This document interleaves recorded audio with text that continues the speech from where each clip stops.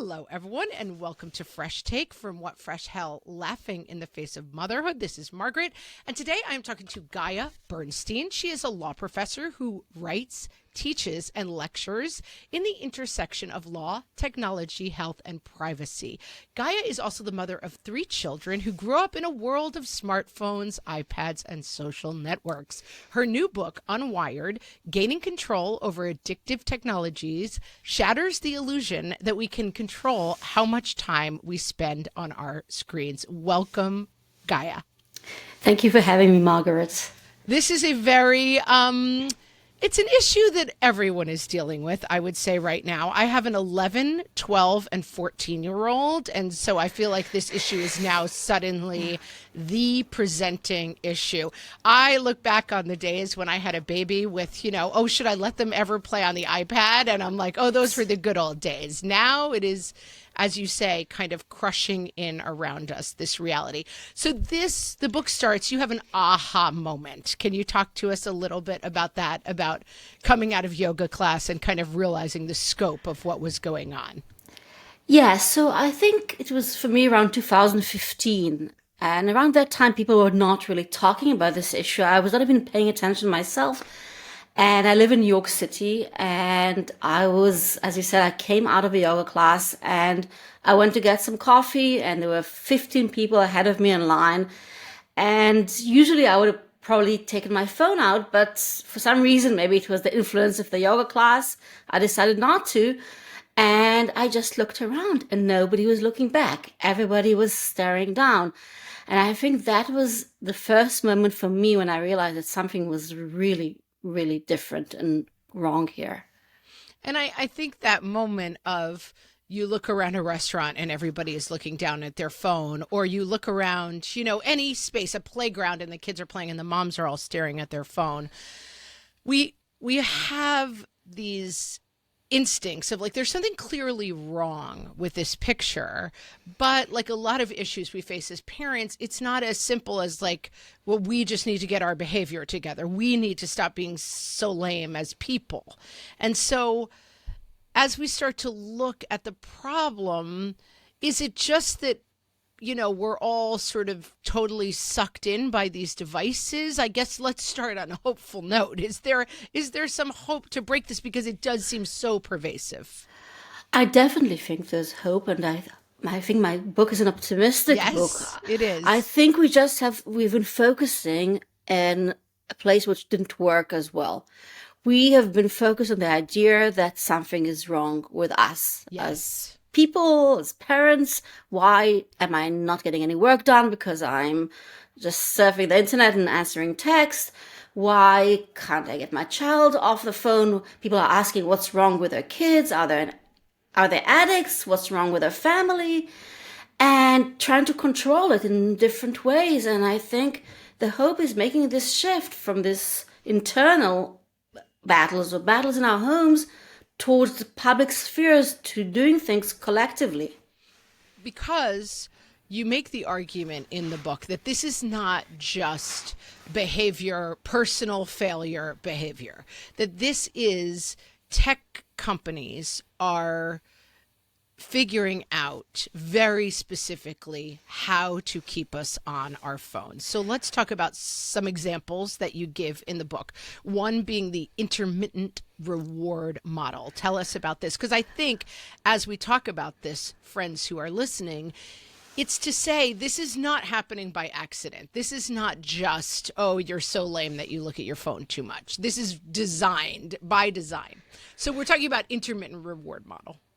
Yeah, so absolutely. So basically, tech companies want to keep us online for as long as possible. And they use several design mechanisms which are really derived from basic psychological principles that target our human vulnerabilities. Intermittent reward model is one of these, which is and the designs are prevalent all over the internet. And the idea is that when we get rewards on an irregular basis, our brain will release more of the neurotransmitter dopamine, which gives us pleasure. So if you go to a casino and you see people standing next to the slot machine and keep pulling and pulling the handle and sometimes they get money.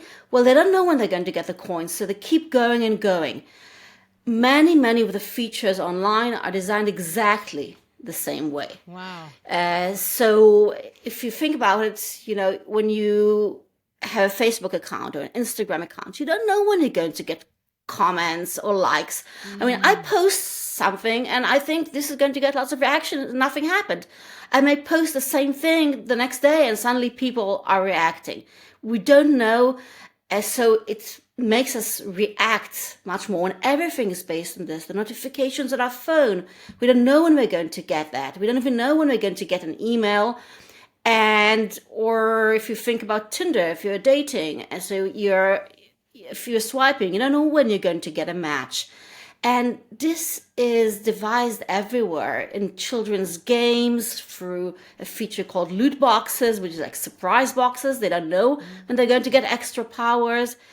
And so it just keeps us hooked to getting more and more of these dopamine bursts. So if you're sitting and waiting with your child, you have nothing to do, you sort of want to get something and you just look at your phone hoping for the next dopamine.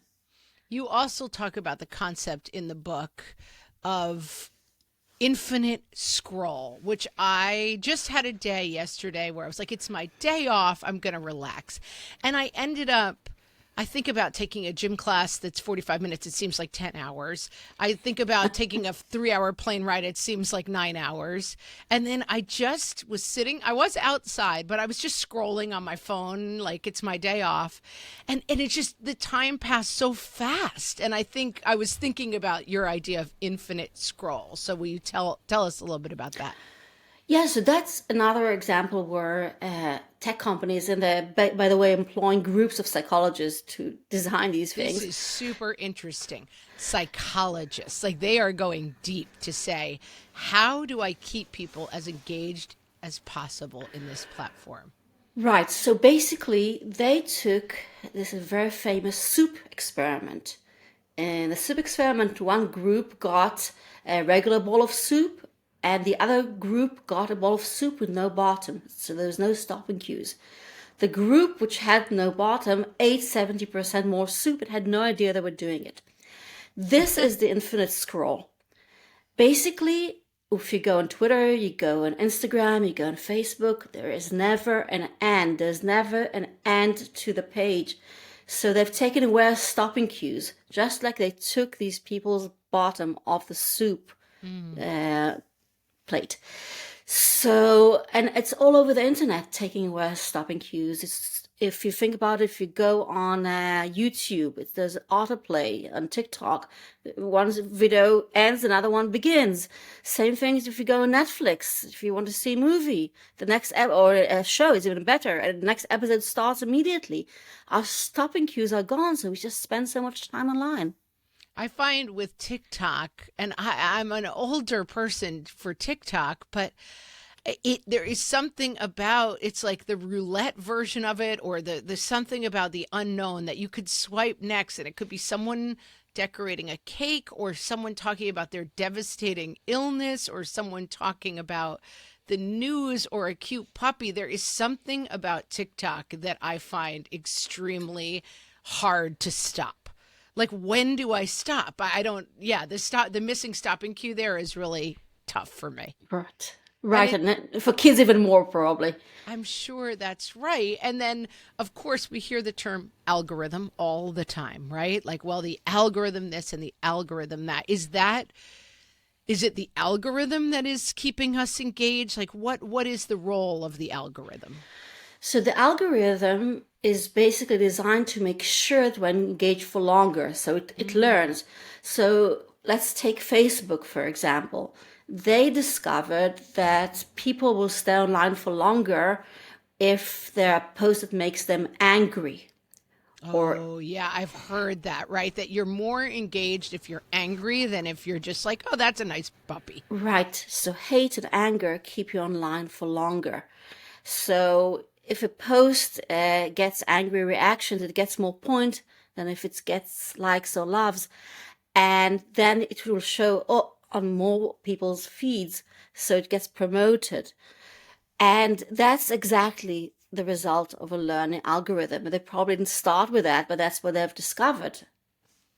Yeah, and is that what is the psychology that like because I definitely find that like when things are breaking that are juicy, gossipy, whether it's a reality show I follow or something political, like if I know everybody's going to be snarking about it, that's when I tend to be like, I got to be on Twitter checking it out. Like, what is that human instinct? I guess it's just that we feel more connected through anger and outrage.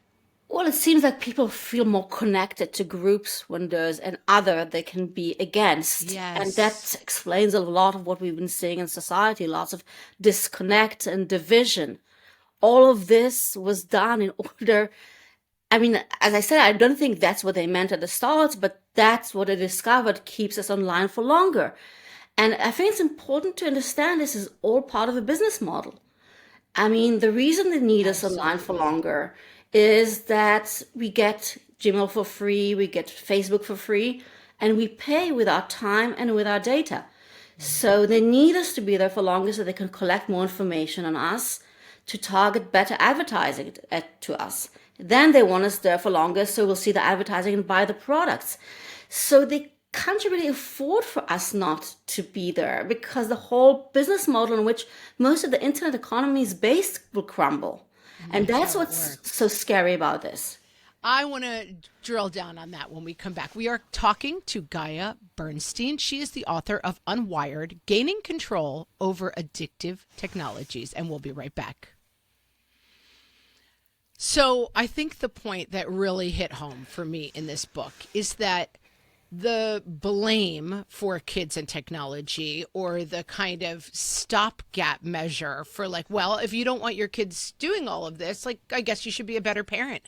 I guess you should keep your kids off of screens as if like we talk sometimes about the recycling example like, oh, this all really comes down to you washing out your salad container. No, it's actually a huge international policy that is going on that is causing a ton of this. It's not, yes, you should maybe try to rinse out your salad container, but it's not like the weight of this all falls on parents.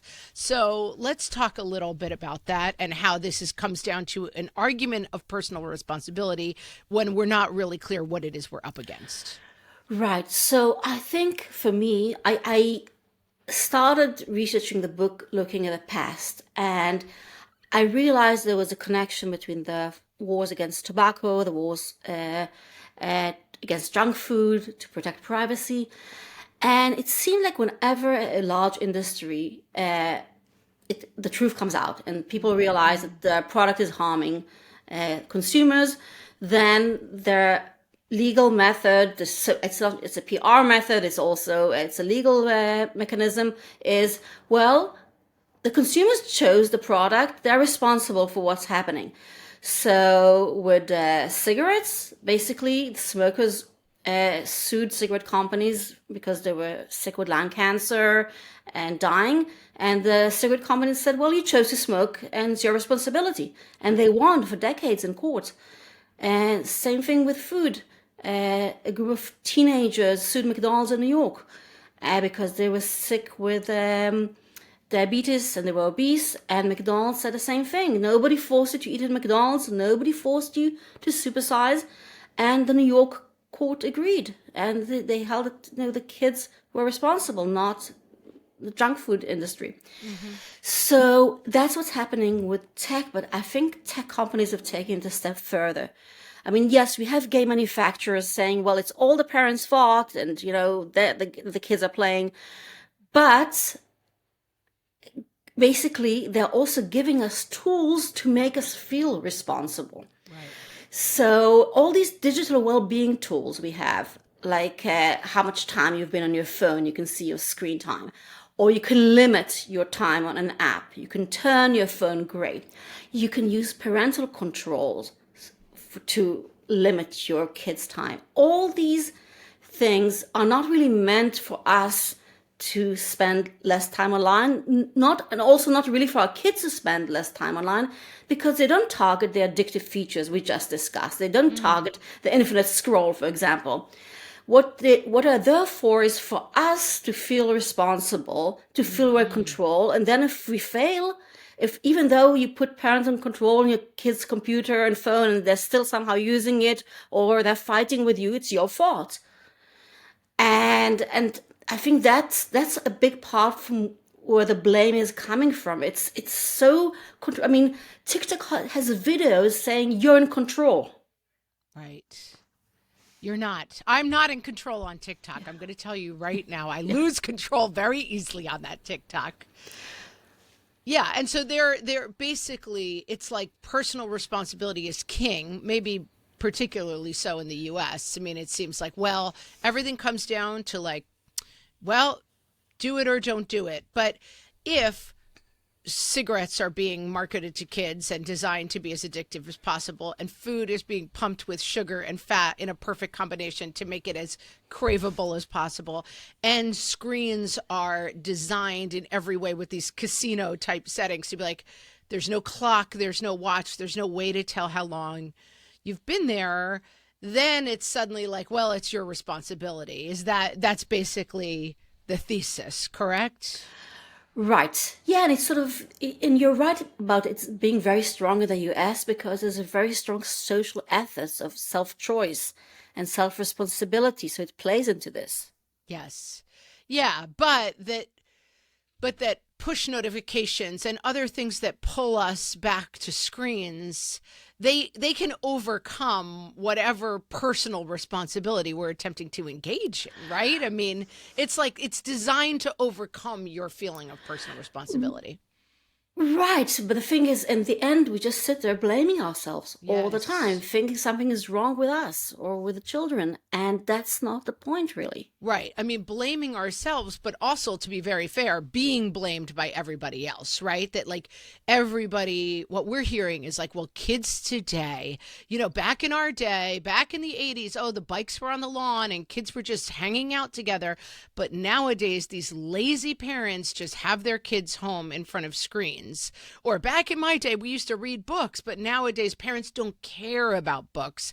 They only care about their kids having the latest screen. But it's not really, I mean, parents are fighting against this giant machine that is sending this stuff into our kids' hands, right? Right. Absolutely. Yeah. And so I guess then the question, and I guess we'll take a break and come back and try to start figuring out how do we like, it feels like, oh, we're little against this big, big machine. And we're going to talk about some solutions when we come back. I am talking to Gaia Bernstein. She is the author of Unwired, Gaining Control Over Addictive Technologies. Okay, so in our third section, this feels like the solutions are, it feels daunting, I guess, as a problem, because it does feel like, okay, giant machine coming at us. We kind of lone parents being like, put your phones away, doesn't seem to be working. So, but as you said, your book is very optimistic, very positive, and there are a lot of solutions offered. And let's start with kind of the redirecting our energies from individual battles over the phones. Right. So I think basically acting collectively instead of at home means several things. It means applying pressure on technology companies to redesign their products. So I mean, and that doesn't mean we'll not have screens. It doesn't mean we'll not have phone. This is not going to happen. Neither should it. But it doesn't have to look like this. Our phones don't have to be so addictive. Our apps don't have to be so addictive. But we never really made a choice, and there's no imagination to how things could look differently. So there are many ways in which they could be redesigned, and there are different legal measures to exert pressure. The other way is to change how we use technology in spaces, in classrooms, in restaurants. And that's, I think, a place where it's more collective efforts of people, business owners, parents, than even law professionals. We have talked a lot about this in terms of the classroom, and that some of the classroom stuff is very like branded and corporate, and you're sending your kids to what you think is this sort of generic school environment. And suddenly there's a lot of corporations that are lobbying to get technology into your kids' hands in school. And it's something, again, like it feels a little bit like, oh God, another battle to fight, but it is really important. So let's talk a little bit about school and how this technology affects kids in school. So I think it's important to understand where we're coming from. We're coming from a place where the federal policy, and not just in the US, all over the world, is the more technology, the better in the classroom. Yes. The idea is kids will be better off with technology. We're not preparing them for the future without it. And this has been going on for a while, even though the studies showed, the big studies, that actually technology does not teach better than teachers. Yes. And so the outcomes are not better. Even in closing the gaps between populations, that's not what happened. So then the thing is, it didn't progress so fast because teachers wanted to teach in the old methods. But then came the pandemic. And that's exactly what you're describing is what really took off during the pandemic, because teachers started teaching with Roblox and Minecraft, who now have great large education departments. They started posting their lectures on TikTok.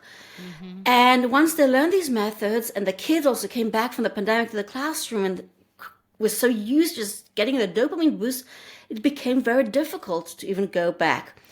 So I think the idea is to change the way we think about this and to change the policy, but you can do this in an individual school level, even in a classroom, in a district level.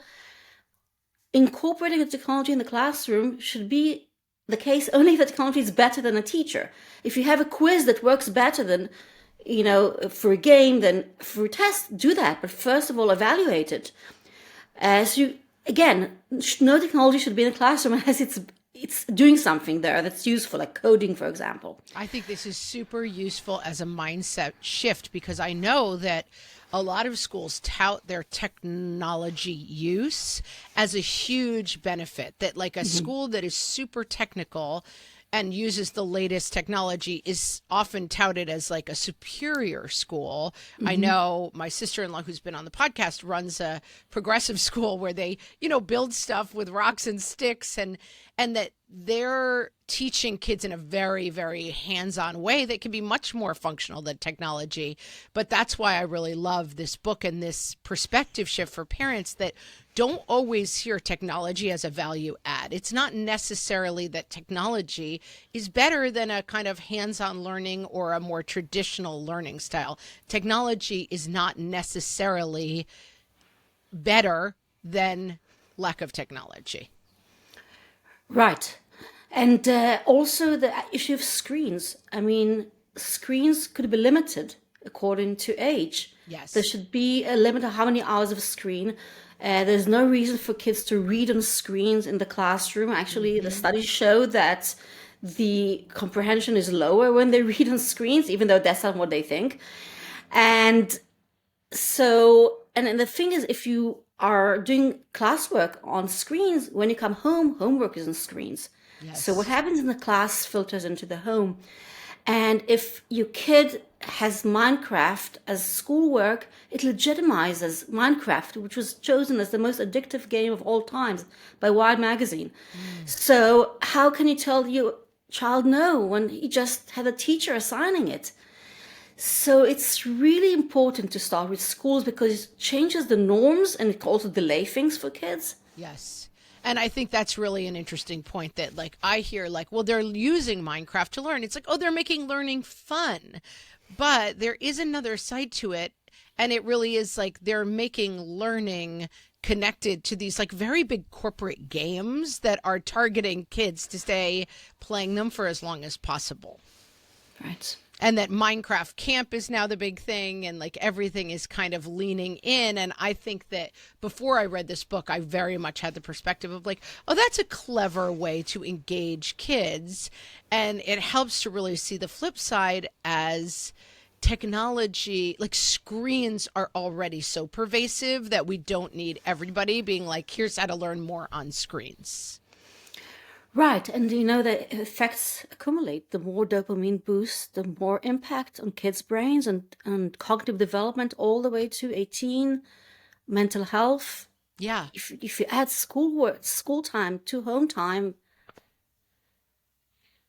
Yeah, you're just exacerbating what's Yeah. already going on. You talk about programming for overuse is not a functional necessity. This also seemed very useful to me as a takeaway, that fighting against default settings that extend use, and seeing that programming settings that limit use would be very powerful. So, can you walk us through what that looks like a little bit?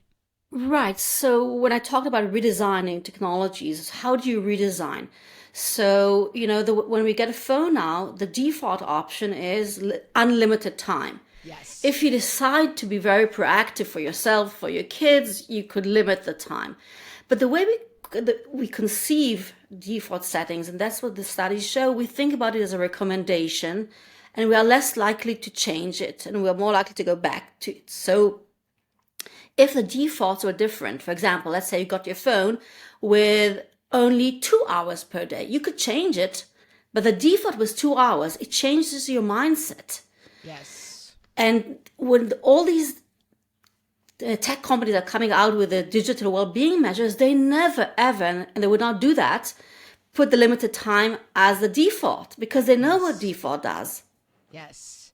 Because the bottom of the bowl of soup tells you it's time to stop eating. And you don't really understand that you're being told that. But we have this talk around food all the time, that if you're served something on a plate, a giant plate, you don't have any sense of like it's time to stop eating. If you're served a normal portion on a normal size plate, then it's like I have to make an active decision to refill my plate versus a passive decision to like, okay, there's still 2/3 of this eggplant parmesan. I guess I'll just keep eating it.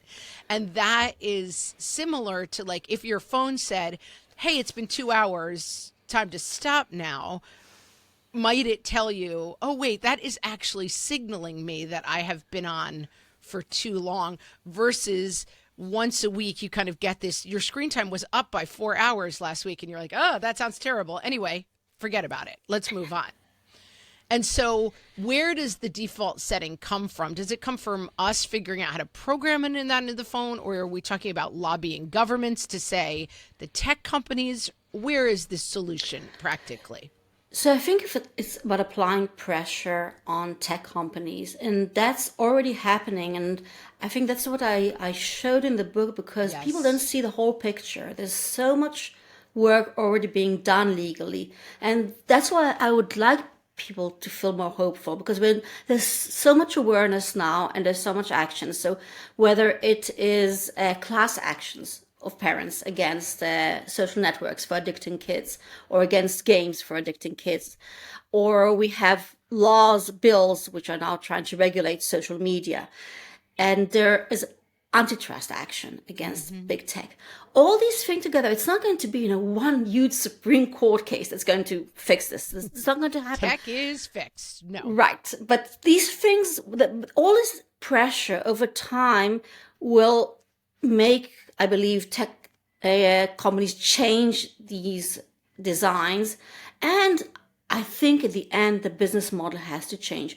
Because the problem is, as long as the business model is based on our time as a resource, even if specific designs change, then they would come up with new one.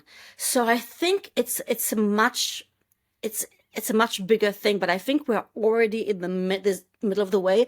And I think another thing that's very hopeful, most of this action is bipartisan, which we don't see in many other things. We do And not. and that's really, really good, because we can see things moving forward. It started 2019, it stopped during the pandemic, and last year, and especially this year, things have really picked up. Yeah, and you make the parallel, which I thought was very useful and it really helped me understand it, of like tobacco. And that we decide collectively that this is not good for us. It's not good for kids. And then we fight it not on the level of like, well, if you smoke, you're a loser. Too bad. You made a bad choice. That we start to say, as a society, we want to figure out how to limit this behavior because it's not good for us as a group. Right. And yes, and especially, and usually when you see change, it comes from children, because we don't see children as being able to make their choices or being responsible. So even this very strong defense of personal responsibility breaks here. Kids are not allowed to buy cigarettes until age 21 in most states. Adults can do what they want. And we see many, and so we're seeing, even when we look at regulation of social networks, there are laws trying to prohibit kids or trying to eliminate addictive features for kids. But really, that's the way out for all of us, because if addictive features are eliminated for kids, at the end, they will just be out. And I think it's important to realize that technology is not it's not like alcohol, it's not like cigarettes. It's sort of, we all share it. Yes. So once things start changing, they can change for society, within, not just in one country, but in different countries, and for children and adults as well. This book, Unwired, Gaining Control Over Addictive Technologies, has so many takeaways, both for the personal and for the societal aspects. Tell us where people can find your writing and where they can find the book. Well, the book is available anywhere you would buy your books, Amazon, Barnes & Noble. My website is GaiaBernstein.com. And that's where people can find you. Yes. Fantastic. We will link to our bookshop link for the book and also to Gaia's website. Thank you so much for talking to us today. This was such a useful conversation. Thank you so much for having me.